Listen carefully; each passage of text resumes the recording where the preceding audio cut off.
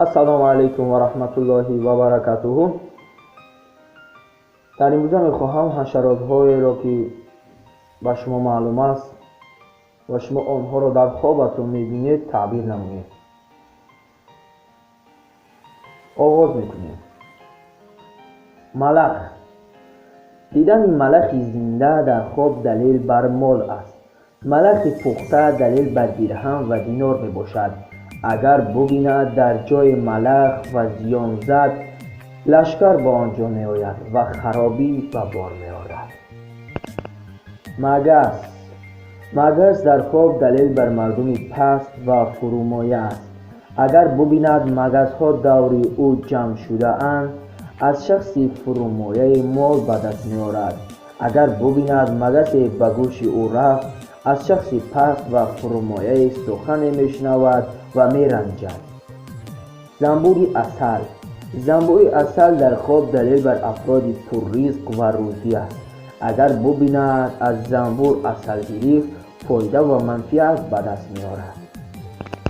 کل. کل در خواب دلیل بر دشمن ضعیف است. اگر ببیند کل که او را گزید، از دشمن سخن تلخ می شنود. اگر ببیند کل را کشت، دشمن را مغلوب می سازد. و اگر ببیند تعداد زیاد کل به تن او افتاده اند، مردم عوام از او بدگویی میکنند و گزند و زیان میبینند. کنه. کنه در خواب دلیل بر ایال است. اگر کنه تنش را خود به قدر آن از مالش تلف می شود و اگر ببیند به تن چارپایان او کنه است، مردم از چارپایان او استفاده میکنند. زنبور. زنبور در خواب مرد پست و فرومایه است. اگر ببیند زنبور او را اذیت میکند و رنج میدهد، سخن ناپسند میشنود. اگر ببیند تعداد زیاد زنبور دور او جمع شده اند، در میان مردم فرومایه گرفتار می شود، مخصوصا اگر ببیند زنبورها او را میگزند. مورچه. مورچه در خواب همچون مردم ضعیف تعبیر می‌گردد. شخصی بیمار در بدن خود مورچه خوابیند وفات می‌کند. همزمان مورچه در خواب نشانه سرحاصلی و نصیبه الله است. نفری که به خانه خود در آمدن مورچه ها را خواب بیند، بردباری و نعمت به منزلش وارد می‌گردد. همزمان مورچه در خواب نفری است که مهنت زیاد میکند و به دوستی خود فایده میرساند.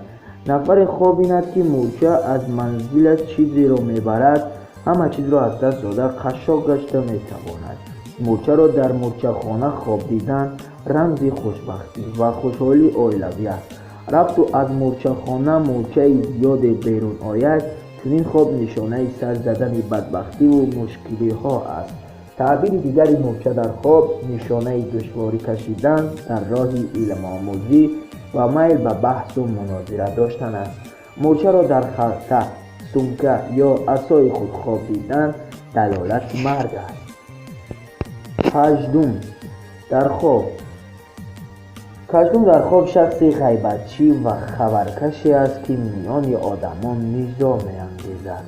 رفت او کژدم نفری را در خواب می‌شناسد، دشمنش او را بدنام می‌کند یا حادثه ناخوشی به سرش آمده خشاک و یا مفلس می‌گردد. گنبوسک. گنبوسک در خواب به نفران ضعیف و ناتوان اشاره می‌کند.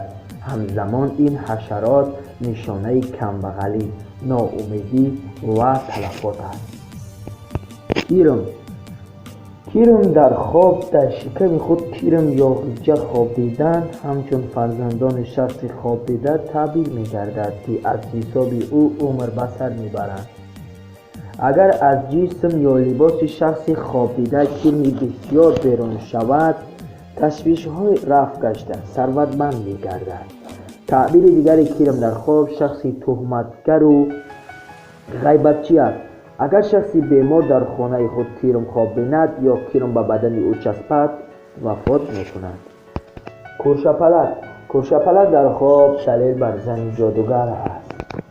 خاموشک. خاموشک در خواب شخصی ضعیف و ناتوان است.